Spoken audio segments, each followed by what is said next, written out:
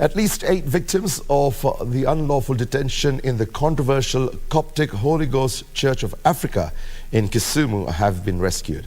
The Senate Ad Hoc Committee on the Proliferation of Religious Organizations, with the help of the police, raided the controversial church this evening before releasing the victims that had been chained and living in desolate conditions. But even as the 8 were rescued, questions abound on how the church continues to operate despite several raids in the past and a live case in court.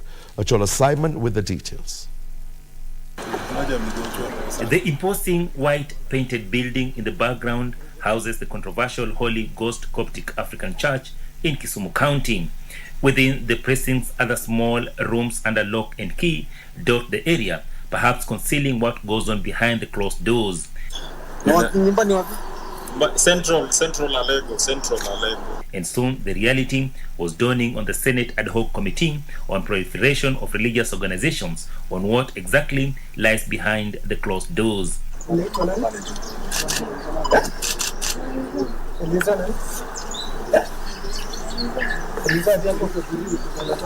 Women, men and children detained in inhuman conditions. While the church adherents and officials maintain the victims are sick and most of them have been brought in by relatives, the manner in which they are being handled leaves too many questions unanswered.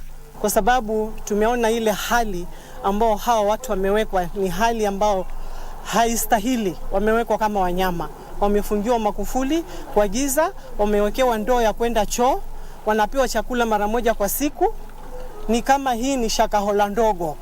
At least 8 victims were rescued. Challenge was that if you take them to hospital, maybe they don't have deposit to pay, so they will be turned back.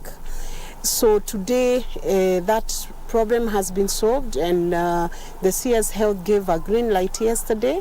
So if you find anybody is in a situation like this anywhere in Kenya, even where the ad hoc committee is not, just bring it to the attention of the authorities. They want to help. The administration wants to help. Others happy to be let free, while others fighting hard to remain in custody. The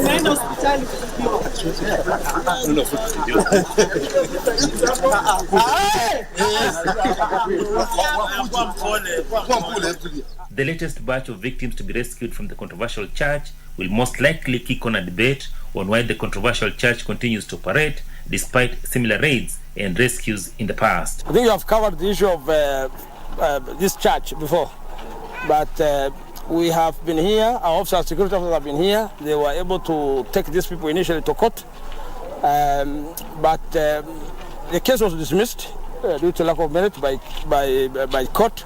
An appeal was made. An appeal is still pending before court, but we are grateful. Today we are able to rescue 8 people, and I want to believe that this is the last day of people being held captive in Father Pesa's church. Achola Simon, Legends Edition, Kisumu County.